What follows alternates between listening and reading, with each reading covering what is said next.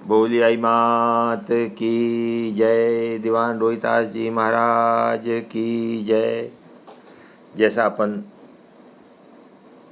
पिछली बार चर्चा कर चुके हैं, गोविंदास जी को आई माता जी ने आशीर्वाद दिया था कि इस दीवान पद परंपरा पर पीढ़ी पीर होंगे, तो उसमें सबसे उच्च श्रेणी में दीवान रोहितास जी का नाम आता है।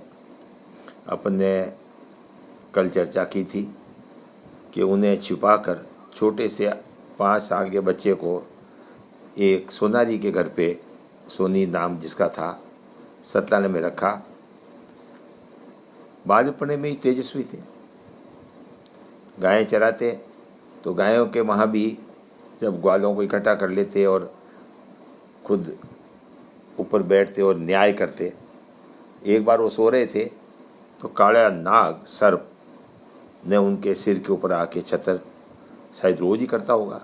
एक दिन एक वहाँ से बाजू से कोई राजपूत निकल रहा था, उसने ये देखा। उसने कहा भाई ये बालक जरूर तपस्वी है, जरूर तेजस्वी है।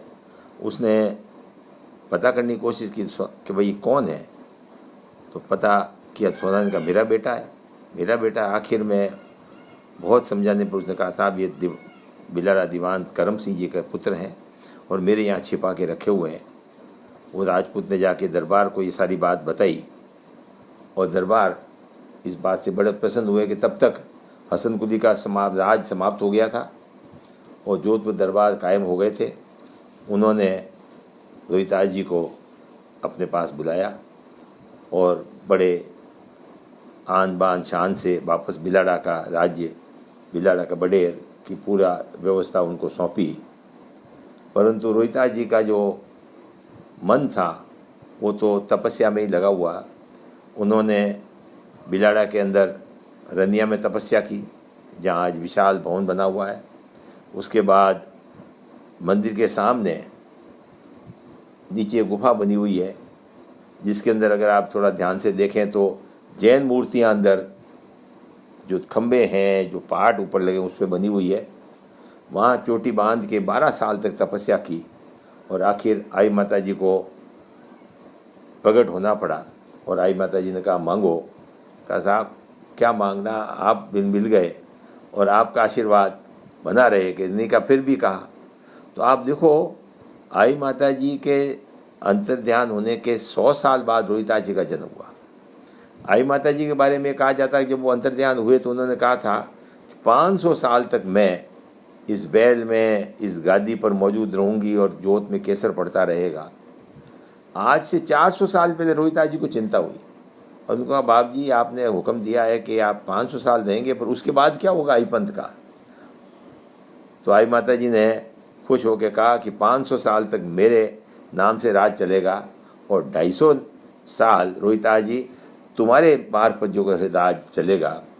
तो सन 1991 को आई माता जी के 500 वर्ष पूरे हुए और उस समय रनिया में रोहितास जी का भव्य मंदिर बना, जो 400 साल तक बिल्कुल विलुप्त था। एक छोटी सी चबूतरी बनी हुई जिस पर मेरे पिताजी भी जाते थे, दादाजी भी जाते थे, रनिया बेरा पर जाके नारियल चढ़ा देते थे।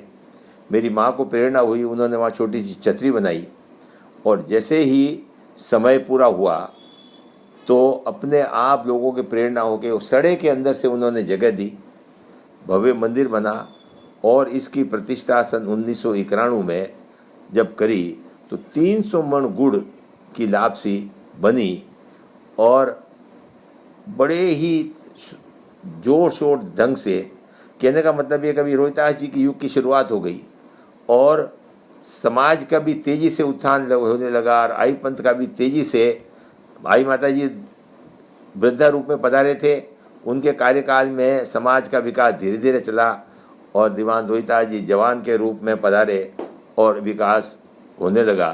सो अपन दीवान रोहितास जी के बारे में तो चर्चा काफ़ी लंबी है, आज अपन यहीं समाप्त करेंगे कि भाई दीवान रोहितास जी हाजिर हजूर है और जब भी आप उनको याद करो आपको वो आपकी मनोकामना पूरी करेंगे। बोली आई मात की जय।